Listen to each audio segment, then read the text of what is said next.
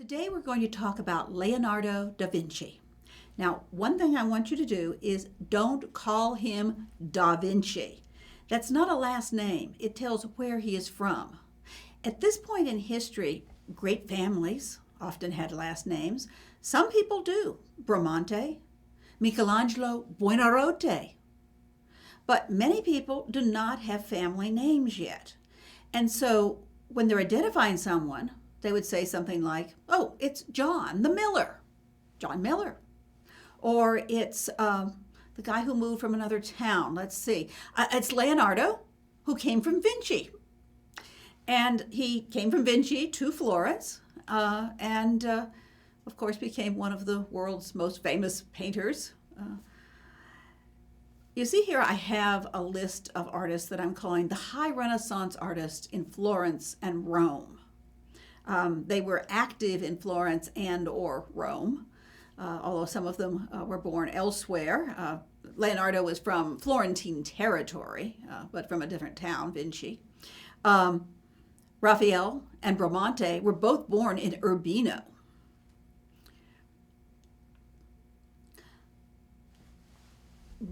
You may want to know why we talk about High Renaissance.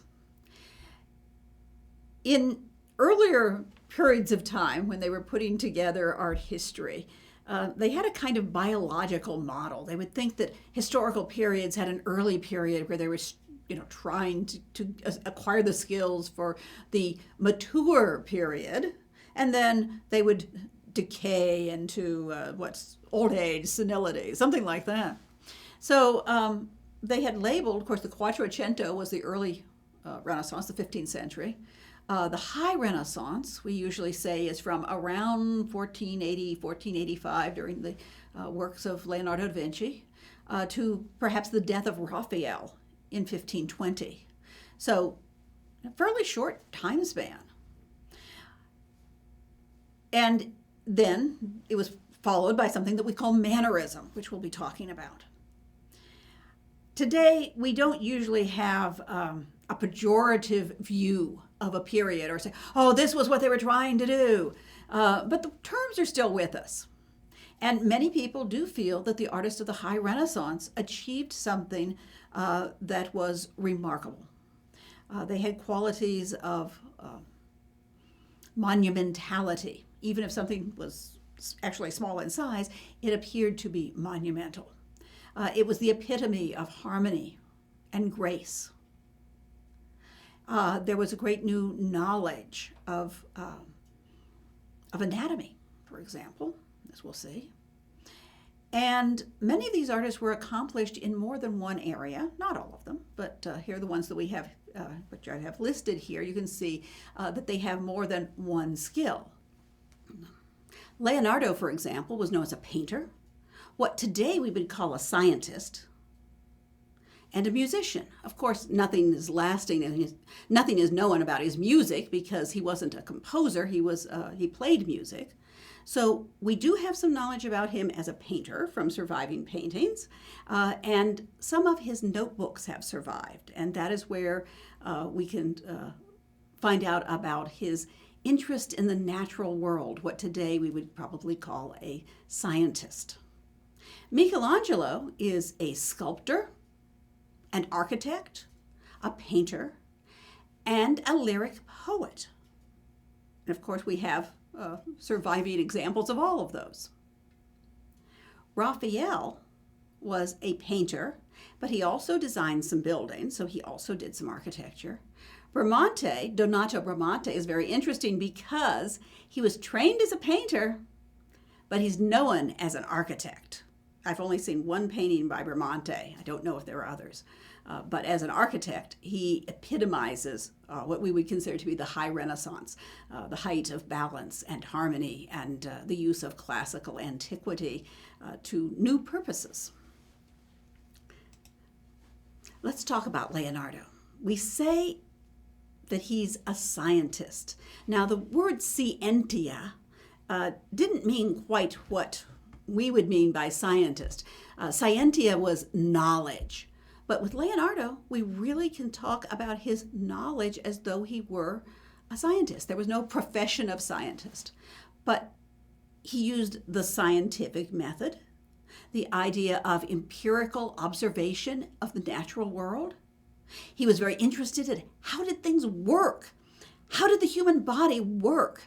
And so to find out, he actually dissected bodies.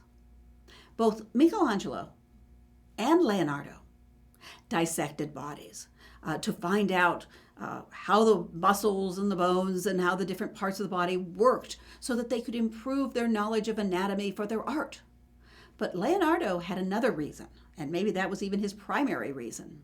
Leonardo wanted to find out how human beings work, not just to paint them, but to understand them. You've also heard of Leonardo as an inventor, and the story of his flying machine is very frequent in fiction.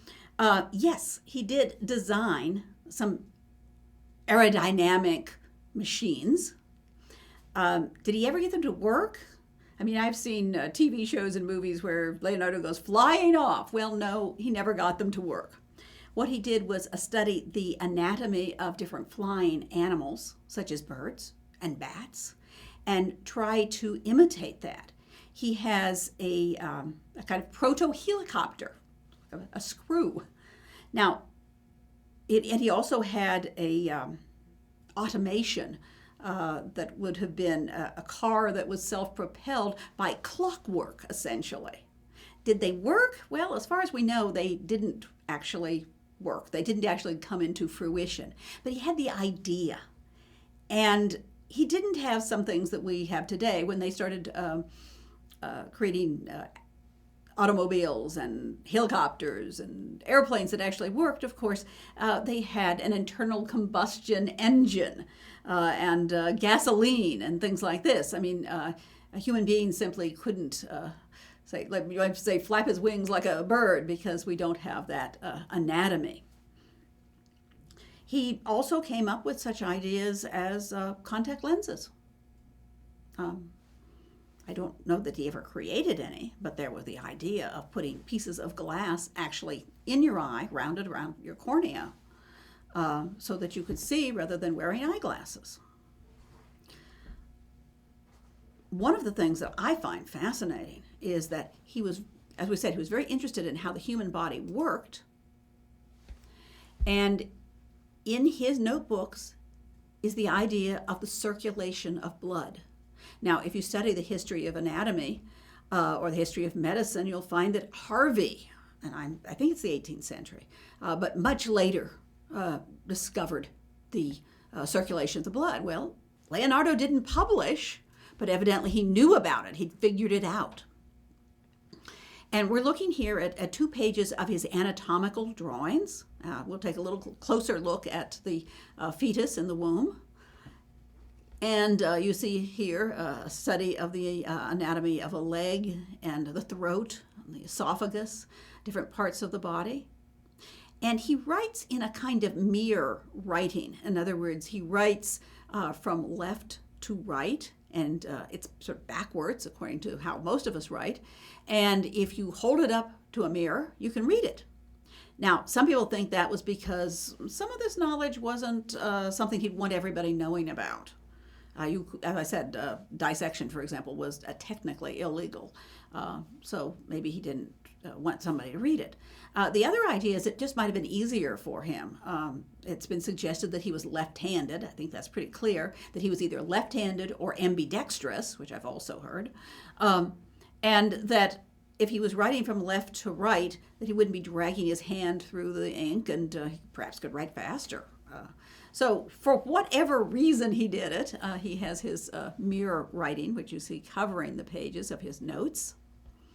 And he has what are undoubtedly the very best biological drawings that existed. These essentially are very fine anatomical drawings. Now, sometimes he makes some mistakes. Let's show one here. Here's the detail where you see a detail of the fetus in the womb. And he was interested in this. How did a fetus develop? Well, I don't suppose he had a huge range of pregnant women who had died before the baby was born to dissect. He probably had to extrapolate from very tiny sample. And one of the things he seems to have extrapolated here is that the womb is not a human womb. It's a cow's womb. It has a variety of layers. Now, one of the terms you may have heard is the term where you call someone a Renaissance man. And what does that mean?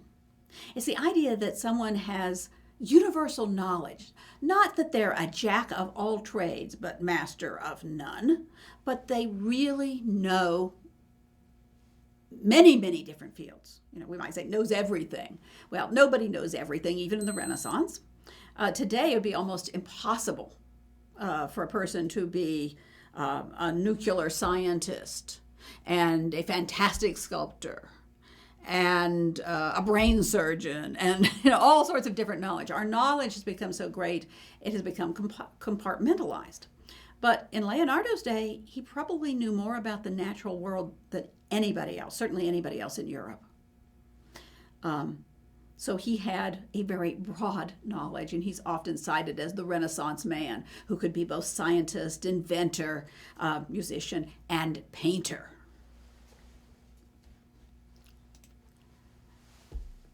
What we're looking at now is a drawing that is probably a self-portrait of Leonardo. Some people say it's a presumptive self-portrait, and that is true. It's not an absolute thing, but there is some evidence that that is what it is. So I'm showing this to illustrate the idea of artist as a genius. And this was an idea that was very important in the Renaissance. It rose up in the Renaissance in humanistic circles. And Leonardo and certain other artists were very concerned about their reputation and their social status and their intellectual status. And you may remember from reading in the introduction that I wrote that artists prior to the Renaissance were regarded as skilled craftspersons, skilled crafts workers. And they were not considered to be geniuses in the way that a literary figure, say a poet, might be. But humanist writers were reading classical antiquity about the famous artists of the Greek and Roman periods, for example. And the idea became that the artists of their own time could be like poets, divinely inspired. They could be geniuses. And there was a phrase that was used in the Renaissance, ut pictura poesis, ut pictura poesis. As poetry, so painting. So just as a poet could be divinely inspired, just as a poet could have the great respect for his knowledge and inspiration, so an artist could be inspired. So an artist could achieve this pinnacle of genius. And so Leonardo had a great concern about the social and intellectual status of the artist, and he felt he was a genius. He wanted to be recognized as such. And actually he was. He was much sought after by courts. He was working in Florence when the Duke of Milan asked him to come and work and live at his court, which would give a luster to his court. And then the King of France asked Leonardo to move from Milan to France, which is where he eventually died. By having poets, painters, philosophers, these intellectually skilled geniuses in your court, it shed a luster on you as the ruler. I'm assuming you're the Duke right now. Now, one of the reasons that you could have this idea of the artist as a genius is because there was a change from much earlier art. The artists of the late Middle Ages started to paint and sculpt more realistically or more naturalistically, trying to give the illusion, for example, of 3 dimensions. And prior to that, it was what we call the Italo-Byzantine style.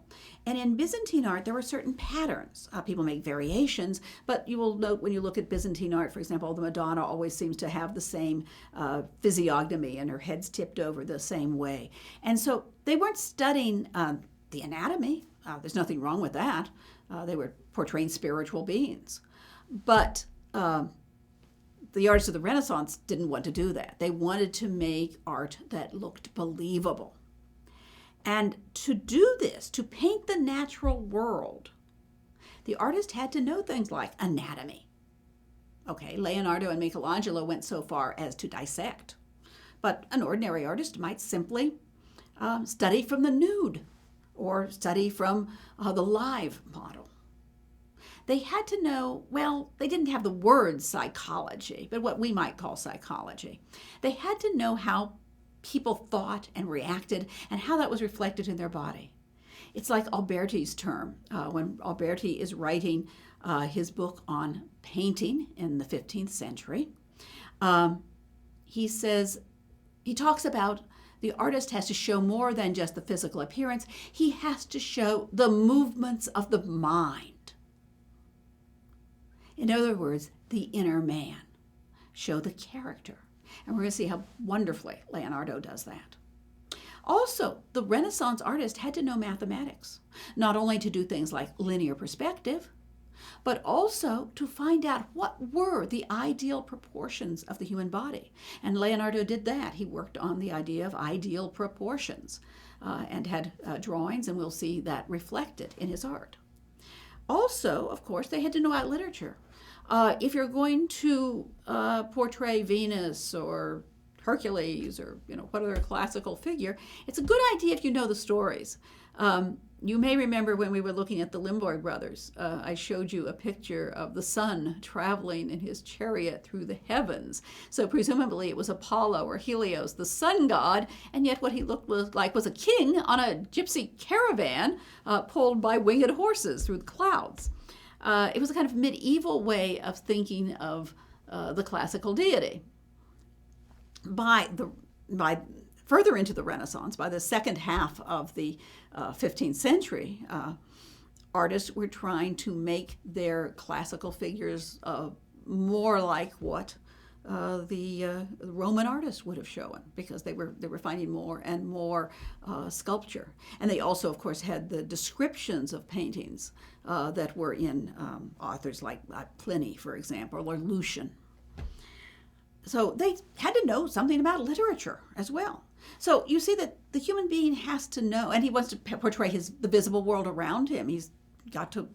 Leonardo studied botany. They've got to look at the plant forms at least to be able to reproduce them. We're going to look at 3 paintings by Leonardo da Vinci. The first one you see is the Madonna of the Rocks, done when he was in his 30s. The Last Supper, which is right at the end of the 15th century. The Mona Lisa, which is from the early 16th century, about 1503. So if you want just a handy date to remember Leonardo, he's working in the late 14th and the late 1400s or 15th century, and the early 1500s or 16th century. So circa, C period, circa if you're Italian, 1500 is a good date to use for Leonardo. And then you can just sort of remember that the Madonna of the Rocks is a little earlier, and the Last Supper is a little earlier, and Mona Lisa is a little later.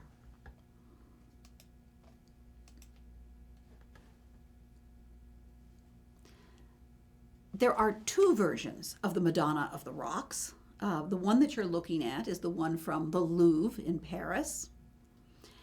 And you'll see here we have a picture of Mary, and her hand is extended over the shoulders of John the Baptist, who is here shown as an infant, as a small child. He's the cousin of Jesus, and he's traditionally about 6 months older. So he's a slightly older child.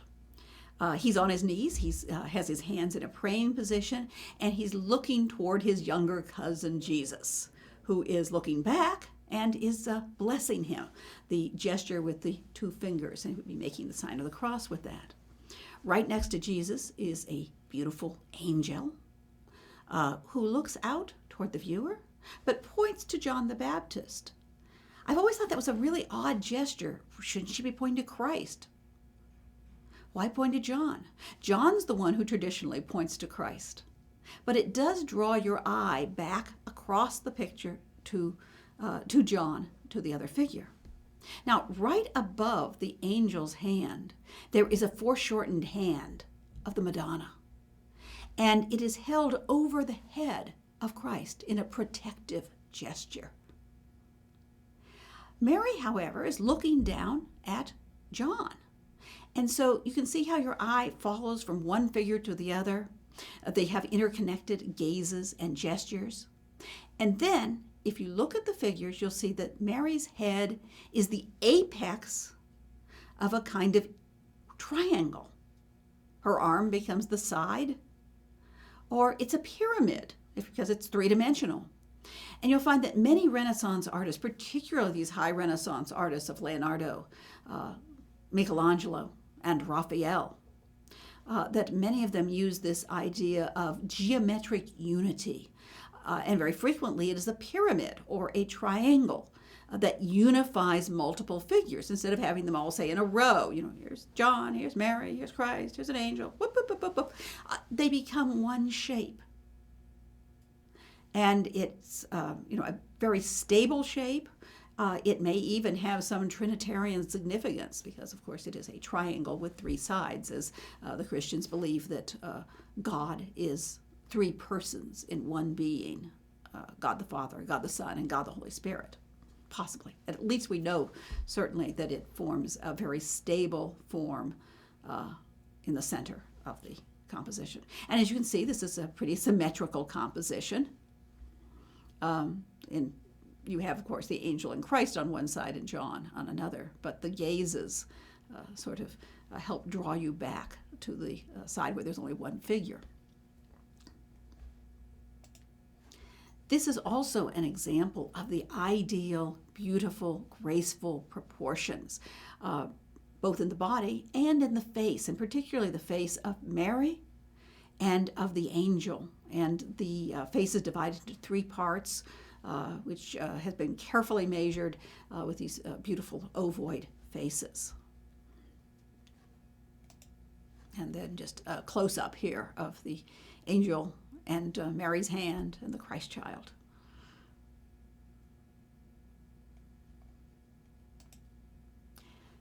Now, you certainly noticed, of course, that they are using chiaroscuro, light, dark, to model the figures and make them seem three-dimensional. But Leonardo goes further. He develops a technique that we know as sfumato. Now, sfumato is simply the Italian word for smoky. And what it refers to is the dusky or hazy tonality over the entire painting. You'll remember that with atmospheric perspective, the background, the far distance was hazy, and the figures or objects in the foreground were very clear and precise and often hard-edged. Leonardo doesn't want that hard edge. There are no lines around people. And so he has developed this haze or smoky quality over the entire surface. Now, what does that do? Well, it softens the contours of the figures so they're not as rigid. It unifies the painting because there's the same tonality over the entire picture surface. And it creates an air of mystery, which is perhaps continued with this somewhat mysterious landscape, which you can see it does get very hazy in the background.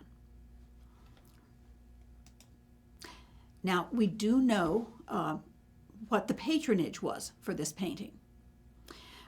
It was for the Confraternity of the Immaculate Conception, for their chapel of the Immaculate Conception in San Francesco Grande, large St. Francis.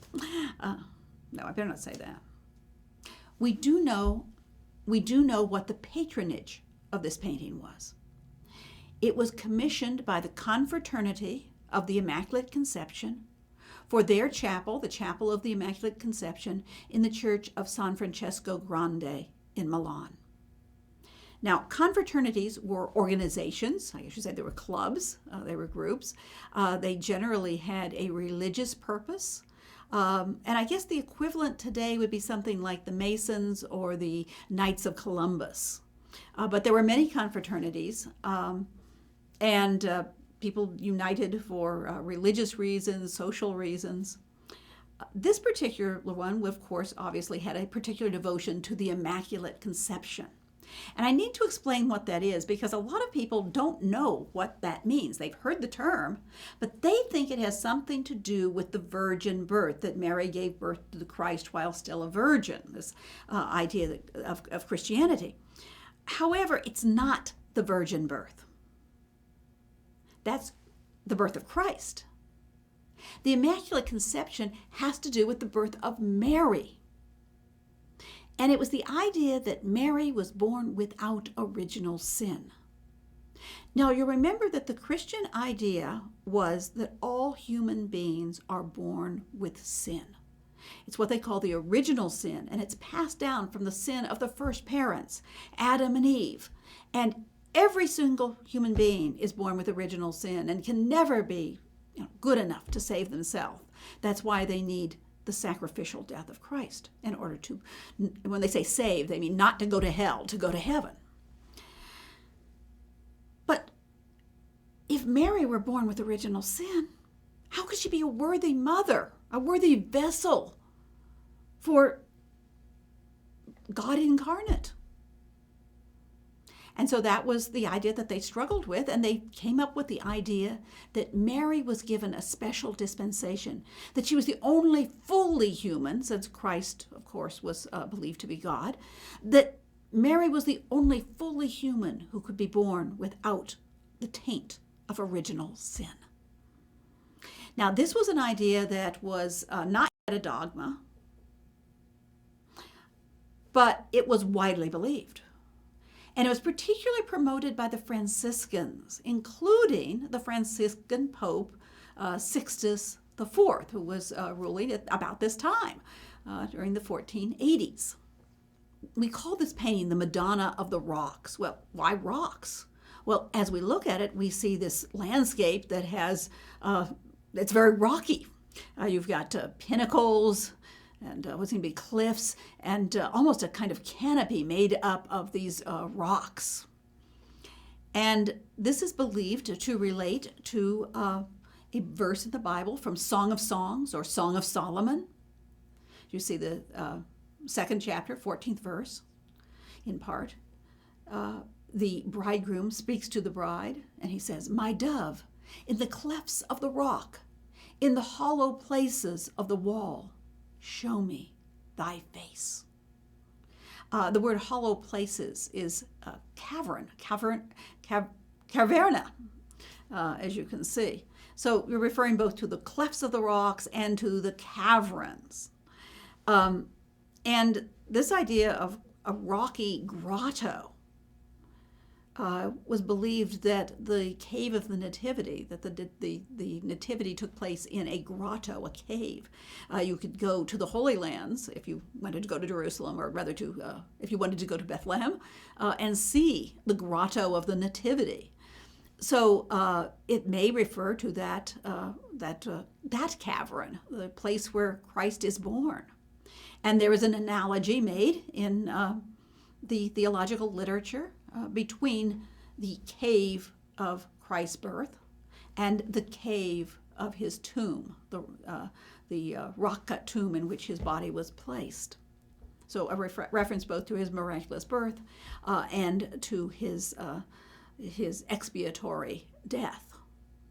Now, one of the people who was doing this kind of symbolism was someone who would be well known in Italy at the time, Saint Antonius, who was an early first half of the 15th century Florentine archbishop. He was a Dominican who, I believe, he was originally the abbot of the church, of the monastery of San Marco in Florence, and became an archbishop, and was esteemed as a theologian in Tuscany and Florence, and also Italy. This is undoubtedly one of the most famous paintings of all times. It is known in English as The Last Supper. And of course, it's called The Last Supper because this is the Last Supper, or the last time that Jesus would eat with his disciples before he is arrested and taken off for trial and execution. and I should say, this is going to sound a little funny to some of you, but I should say this because there is not just one painting of the Last Supper.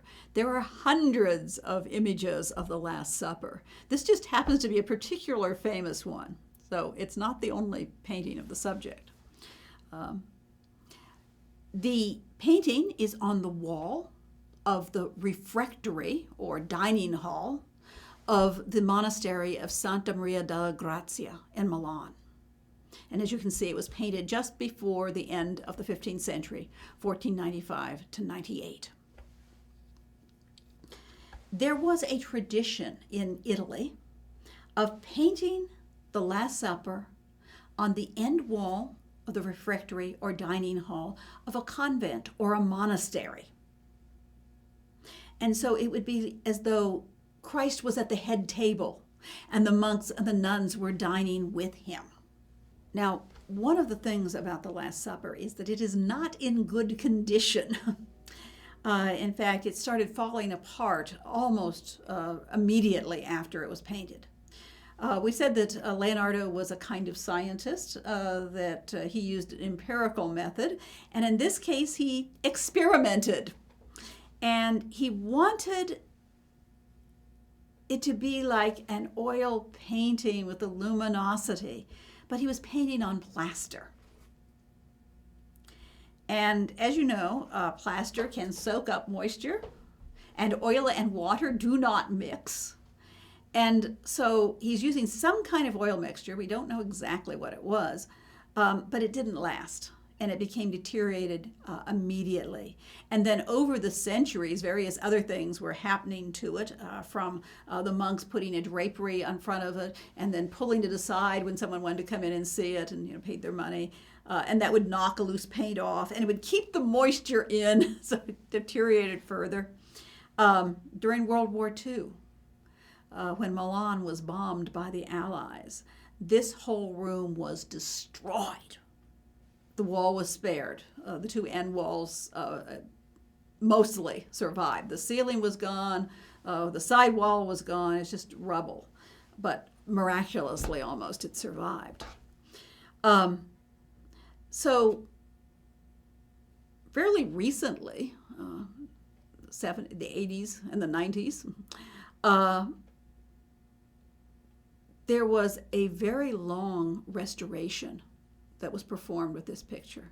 And it took over 20 years because he's not using fresco. They had to be very, very careful that they weren't going to destroy whatever fragments were left. And when they started working, they were a bit afraid. Let me show you a picture here. These are sort of before and after pictures. That one makes it look so dark, but it is much lighter now. When they started working on this, they didn't know whether they were going to find anything of Leonardo's underneath all of the overpaint. Centuries of artists coming in and just painting over what was left of Leonardo's painting, which was the traditional way up until more scientific methods of restoring a painting. They might put another layer of varnish on to make it seem shinier, or they might just paint completely over it. Today we don't do that. We may do some touch-ups. I say we. I'm not a conservator, so I'm not. I'm talking about, the art professionals today. I did take this picture. I took a lot of pictures there, and none of them came out. This is actually the best one. But it shows you the restorers at work. This was taken in 1997. And they started at one end and worked, and here they're about at the middle, but they could go faster later because they had done so many of the tests, took so long. They had to make sure that when they couldn't just go and strip off the paint. They could damage whatever was beneath, and they didn't know if there was going to be anything beneath, and then they probably would want to stop. This is I think an interesting picture of the restoration. I've got these from two different sources, but it's the same figure.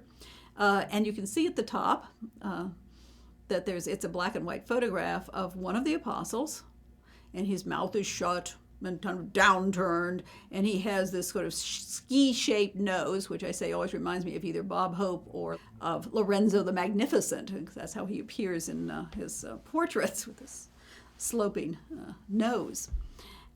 And then, very carefully, they remove the overpaint. The later the paint that later artists have painted over Leonardo's painting. You see, it comes off in squares. Usually, what they'll do is have rice paper and soak that with a very mild solvent. And they may go in repeatedly rather than using something harsh, and just apply it, and then strip off the rice paper and do this repeatedly. And then at the bottom you see, and you can see the same process with a little bit more of the figure, you see that there's the ghost of Leonardo's apostle. And his mouth is open as though he were speaking, and his nose is straight, like a classical Roman nose. So here he is, blowing up a little bit. And he's gesturing, and now it all sorts of makes sense. He's actually speaking to the person next to him. Now, first we're going to talk about style. We've talked about the technique. Now we're going to talk about the style, and then we'll talk about the iconography. This is often used as a perfect example of high Renaissance style. It is balanced and harmonious.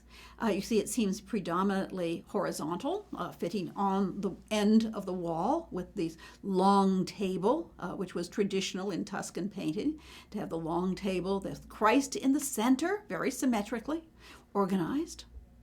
And the apostles are grouped in a kind of band, which sort of mimics that horizontal band of the table, but they're also subdivided into groups of 3 each, and they are kind of like little rectangular groups.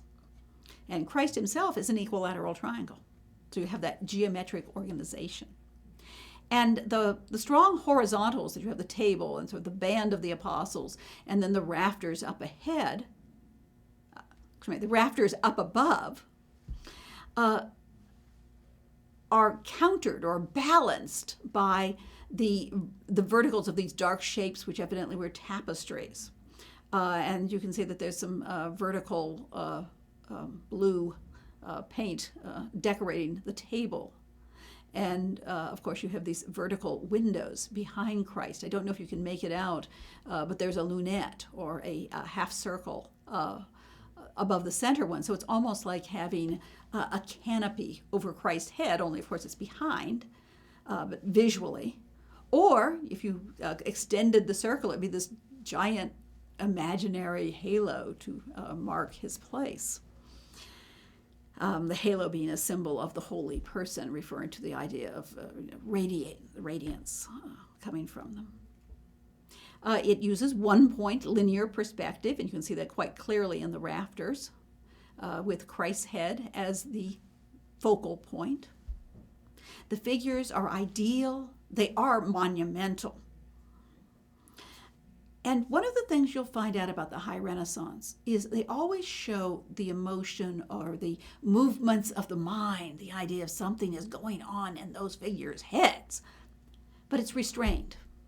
Nobody's getting up and waving their arms around or shouting and moving it around. It's all contained, and it's restrained even with, as we'll see, strong emotion, but it's restrained within those geometric shapes as well. So the question of the iconography is, which moment is portrayed? There's many things that went on at the Last Supper, and you can read about it in all of the 4 Gospels of the Christian New Testament, the Gospel of Matthew, Mark, Luke, and John. One of the things, of course, is the washing of the feet. That's not portrayed here. Another idea is that very, very frequently, pictures of the Last Supper will show Christ blessing the cup.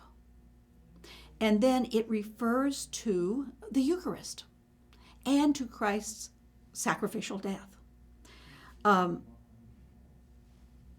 moment of the Last Supper was the institution of the Eucharist.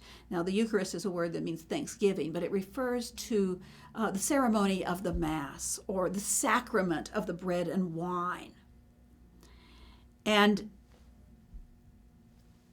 In the Gospels, you would read that Christ took the bread and he broke it and he said, "This is my body." And he took the wine and he blessed it and he said, "This is my blood." And with the bread, he says, "Take this and eat, and take this and drink in memory of me."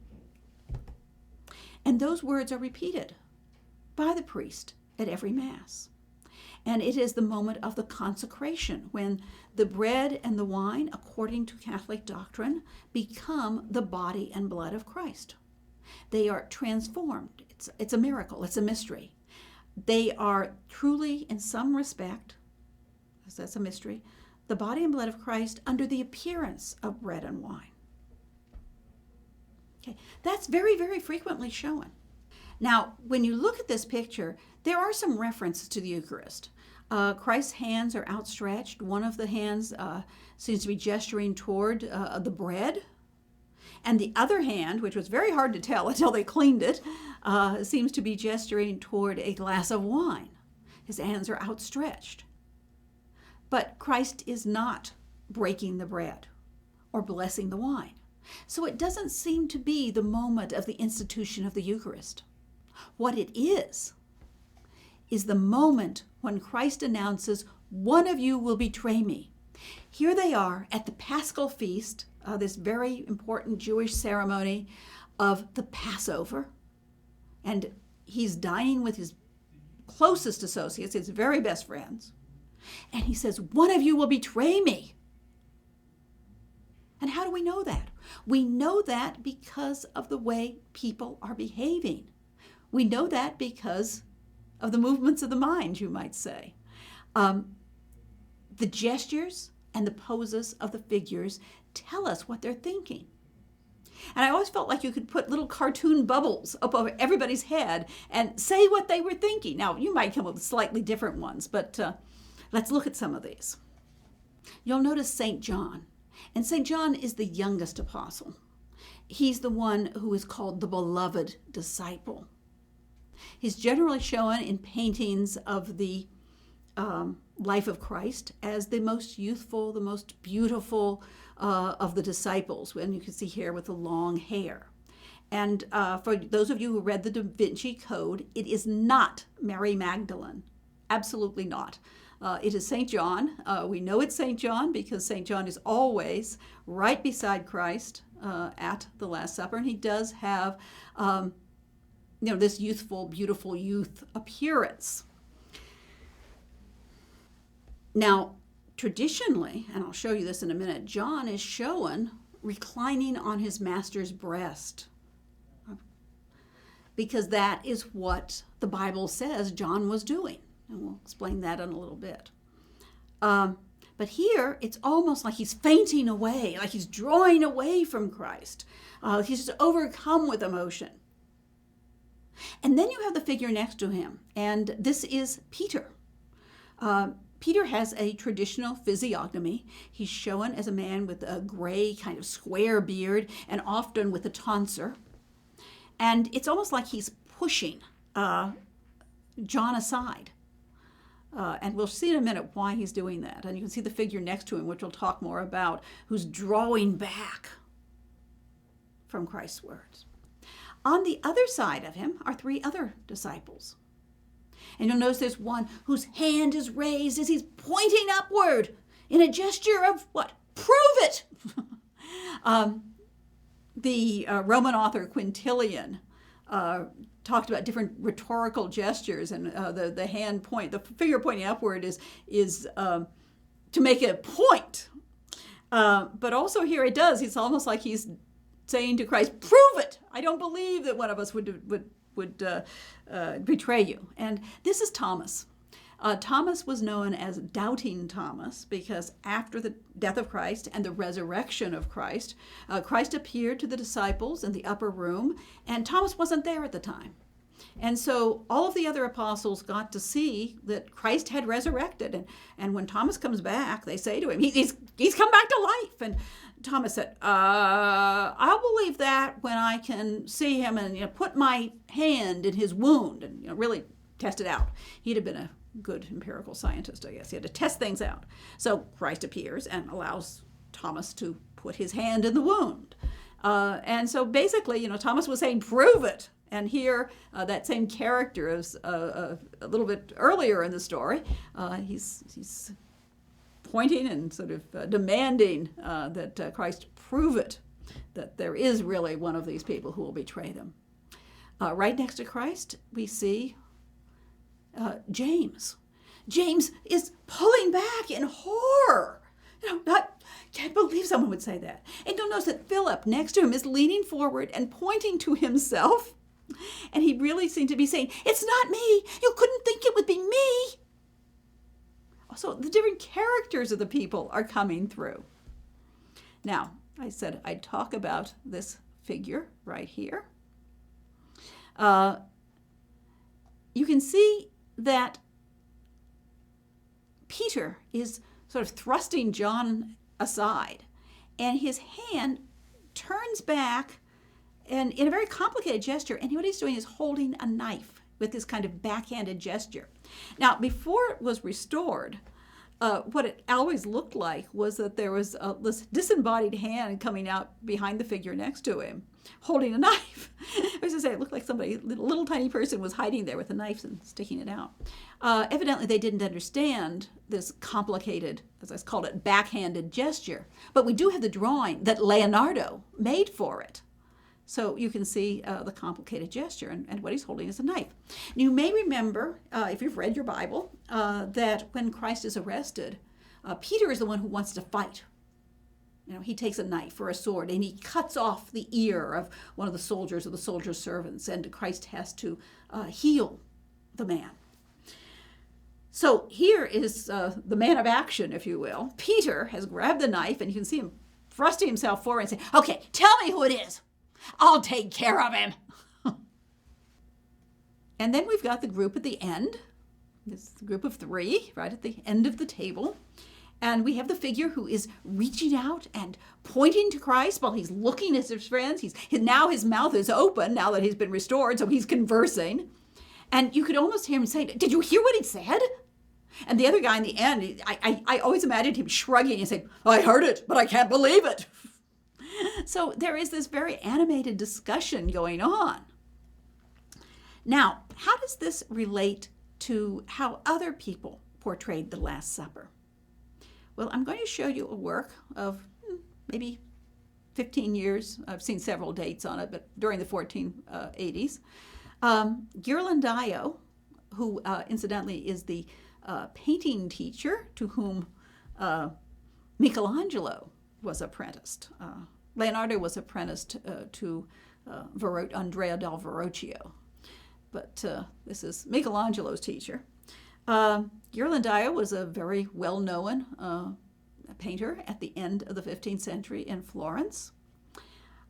His figures don't have a lot of emotion, but here we'll see how he did the Last Supper.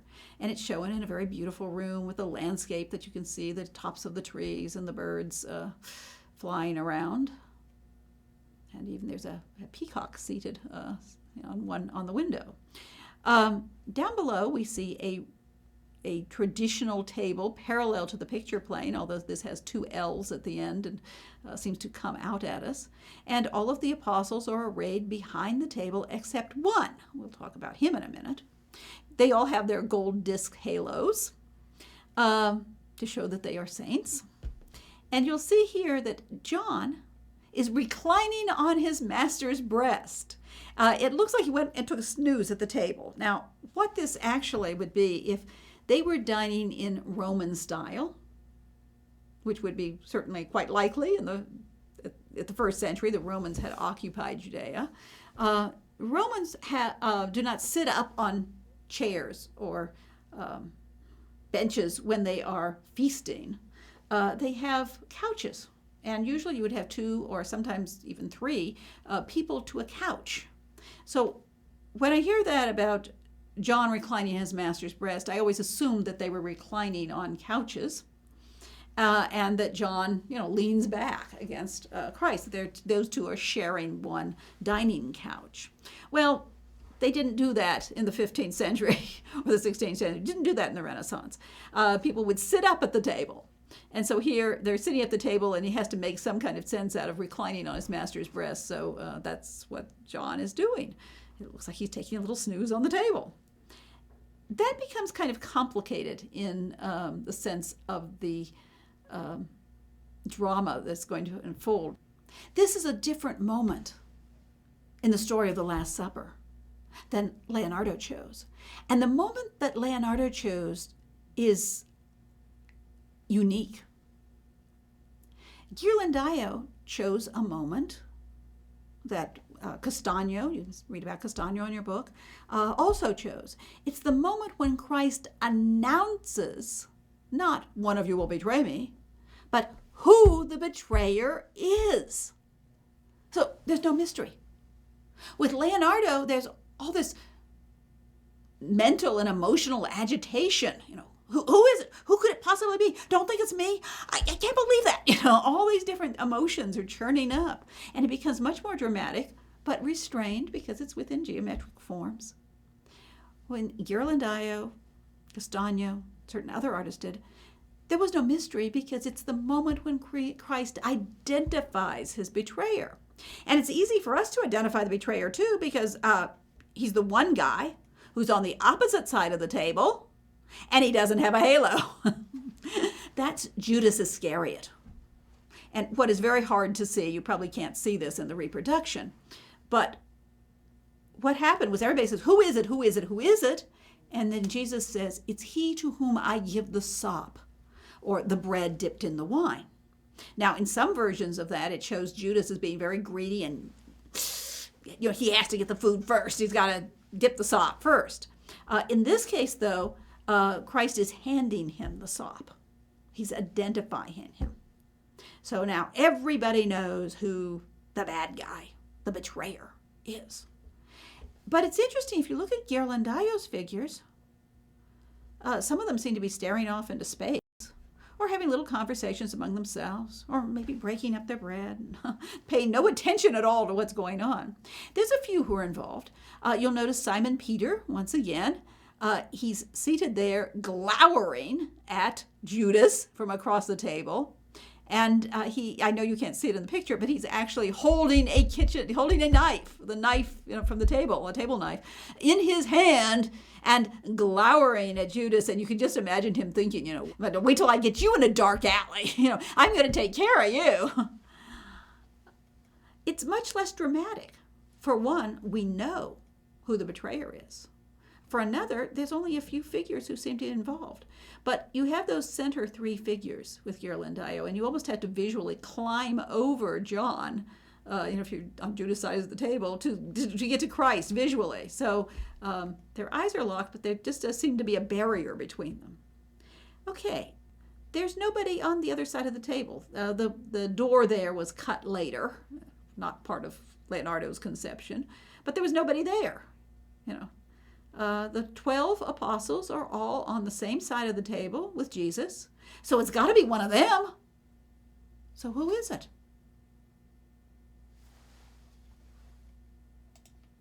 Let's go back to the group. That's John, Peter, and I didn't identify him. This is Judas. How do you know it's Judas? Well, there's a lot of clues. One, it's a little hard to see, but what he's doing is he's clutching the money bags. Now, Judas was the treasurer for the group, so he would have the bag of money. But also, it's a reference to the 30 pieces of silver for which Judas betrayed Christ and turned him in and identified him to the soldiers who were going to have him killed. So he's holding the money bag. That definitely identifies him. There's a couple of other things that might suggest. You'll notice he's in what we call a lost profile. In other words, it's a profile that's turned a little bit past halfway, a little more facing away from the viewer. And his face is dark, even though there's this window that could be shedding light on him. Yeah, there's John, but I don't think John's completely blocking him. So that shadow becomes symbolic in a sense, as well as a physical shadow. He's in the dark. He's the person who does not truly see the light, the good. And we have, of course, as you can see, a sketch of the model for Judas and how he's worked out all of the anatomy, particularly the muscles of the neck. And of course, most of that detail would be lost because of the condition of the painting. And then there's one further thing. You'll notice that Judas' hand is reaching out in a very grasping motion. Is he reaching out for the sop, or is it just, he's greedy, so he's going to grab the food first or something? That, kind of suggests his character. Now,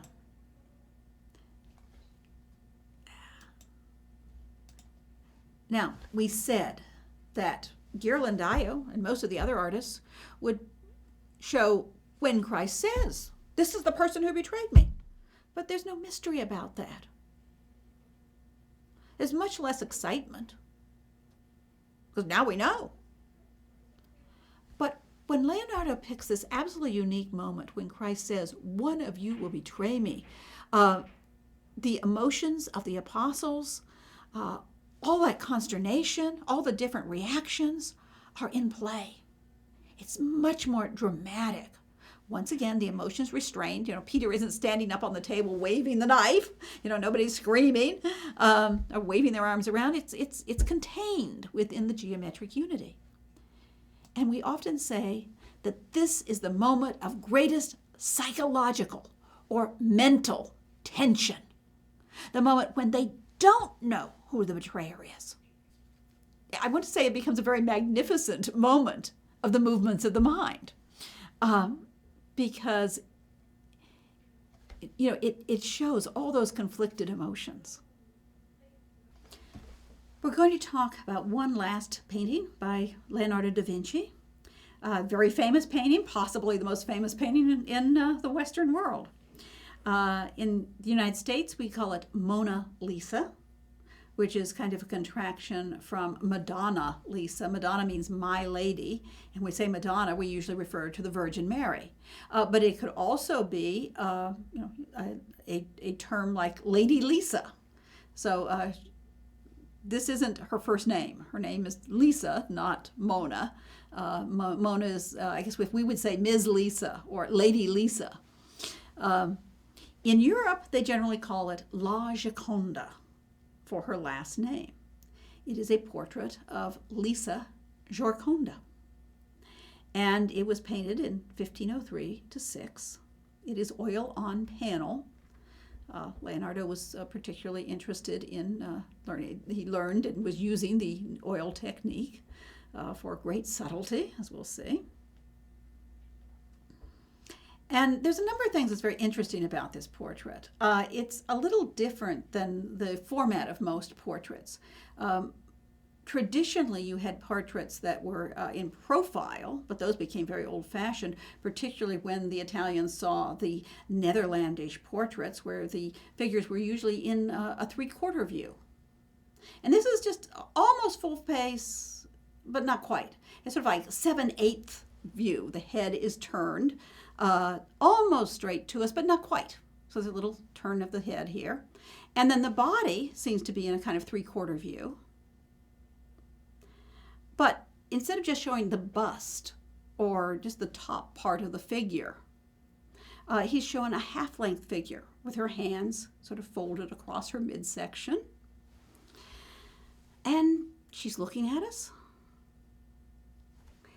And she has a very interesting landscape behind her. It's very, very hazy. And you may notice there's some parallels in the landscape. The verticality of the cliffs, there's a little bit like her veil over her hair. The curving road is repeated in the edge. We'll see this in the edge of her bodice. I guess I should do this up here. Is repeated in the edge of her bodice, and also the turn of her hand, her arms. The curving road is repeated in the curve of her bodice and the curve of her arm. And then you also see this veil that goes over her shoulder, this little drapery, and it seems almost to meet up with a aqueduct or a bridge in the background. There's nobody there. It seems so desolate and mysterious.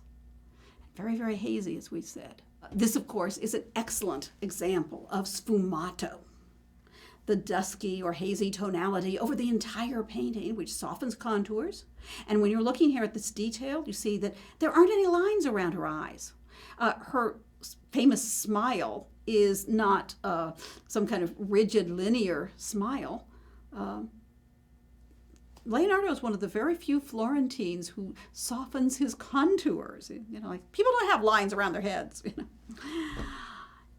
It unifies the painting because the hazy quality, the smoky quality is both in the foreground and the middle ground and the background. And it creates an air of mystery. And so this is one mysterious lady here. Now, some of you are saying, well, why is this painting such a famous painting? And I'm sure many people might have different ideas, but I think it can be summed up with that phrase we've used before, with Alberti's phrase, the movements of the mind. You're looking at this portrait of a woman who's kind of looking at her eyes and the corner of her eyes, and she's slightly mysterious and hazy, and people want to know what she's thinking. Ever since Leonardo painted it, people would speculate. There was one person who said, oh, she's so sad and she had to have music played. And I had a student that came to me and she said, I think she's pregnant. And she's got this little secret going. And so people try to make up, what is she thinking? What's she thinking? I got news for you. She's not thinking anything. She's paint. But for centuries, people have pondered and tried to figure out the secret of Lisa Gioconda's thoughts. And that is probably the most sublime example of the movements of the mind, of the idea that the painting can show more than just the physical reality, but can suggest the soul, can suggest the inner person, the ideas that are not voiced. And I did use that word soul, and I should tell you that in the Latin and in the Italian also, it's the same word, the word mind is anima. And anima means soul or mind. They don't have two words like we do in English, have mind and soul. And so when we're saying the movements of the mind, we're saying the movements of the soul. And so here is this woman who is, we know, actually paint on a piece of wood. And yet, for centuries, people tried to figure out what she's thinking, what she's like. And that is why this is such an amazing picture. And there's just, I have another reproduction. We can see it's a little too yellow, but I tried to correct it. But the sfumato is shown here a little bit darker. And our next lecture will be on Michelangelo.